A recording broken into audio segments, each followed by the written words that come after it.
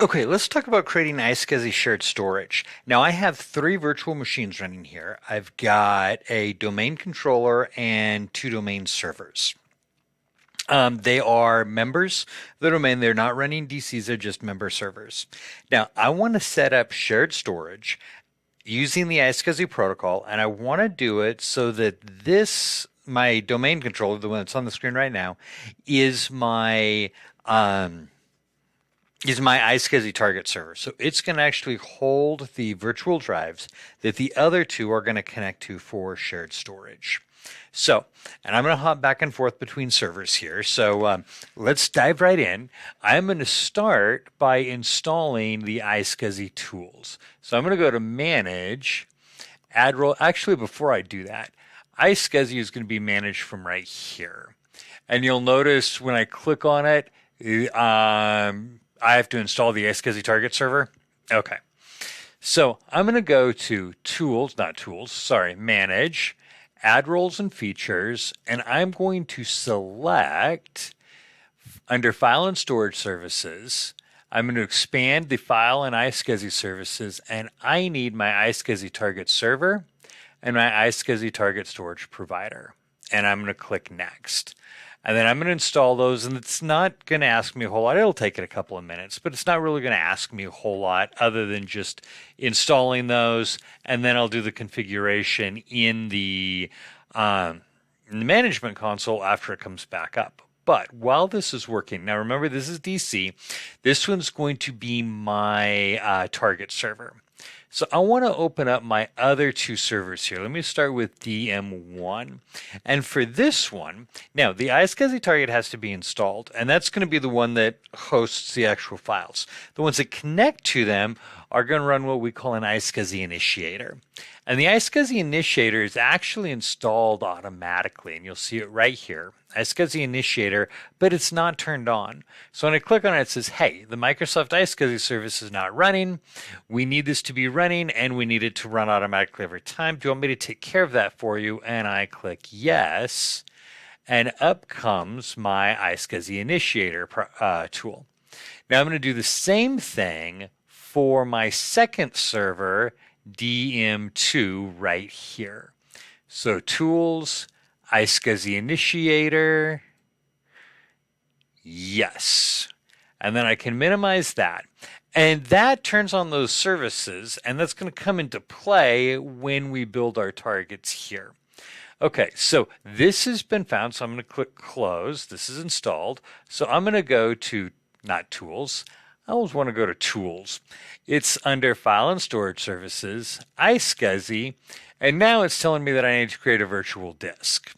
So I can start my virtual disk wizard either by clicking here or by here and saying New Virtual Disk.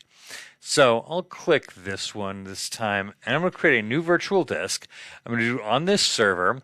I'm going to do select by volume. That doesn't mean I'm taking my entire volume and turning it into an iSCSI drive. It's just that I'm not putting in a custom path. I'm using the default path on the volume. So I'm going to click next. We're going to call this FO disk 1. And you'll notice right here, path iSCSI virtual disks FO disk 1. And I want this to be 10 gigabytes. Turn on my number lock. And I want this to be dynamically expanding. Now I'm using dynamically expanding because this is a demo. If I was doing this in a production environment, I would use a fixed size virtual disk. It'll take longer to create, but it'll actually perform a little bit better because it's not kind of trying to expand as life goes. So for dynamically expanding, this is great for, notice it says here running applications that are not in disk intensive, which is true. It's also great for testing and evaluating purposes. So I'm going to click next. And I'm going to create a new iSCSI target. Now, the iSCSI target is what the initiators are going to connect to find the disks.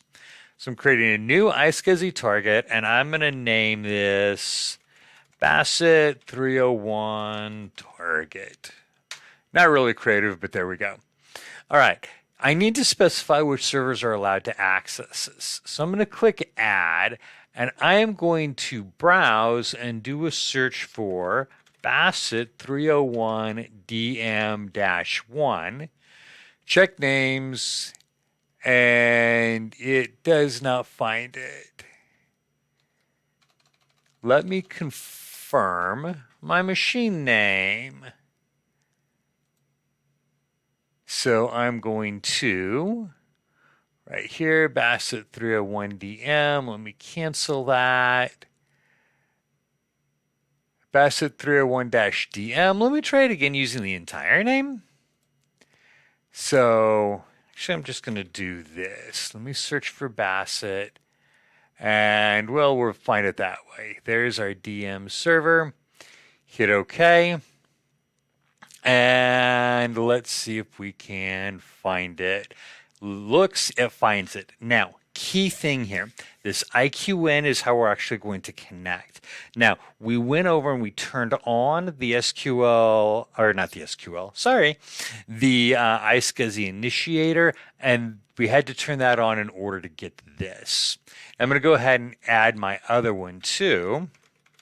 Bassett, we're browse. I'm just not going to type the whole thing in. Bassett, check names, 301DM2. Okay. So having that in place allows us to query and find their IQN numbers. So now we've allowed both of these servers, DM1 and DM2, access to this target. Next, I don't need any additional authentication. That's not going to be important here because we have the Windows Server authentication. We're fine with that. And create. Now, this creates the disk, the target, sets the access, and assigns the iSCSI access to the target. Now, that gives me one disk. I'm going to go ahead and create another one because I want you to see this here. I'm going to say new iSCSI virtual disk, and we're going to do the same thing on this server by volume, and I'm going to call this FO disk 2 and click next. 10 gigabytes, dynamically expanding. Now, this is going to default to using an existing target, which is actually what I want here. But look at this. If I come in here and say new SCSI target, then I have to add my access servers, my authentication, all of that. By using an existing target, all of those we're just using what we've already created for that target. So it becomes easier then to create our additional disk. Okay, there we go.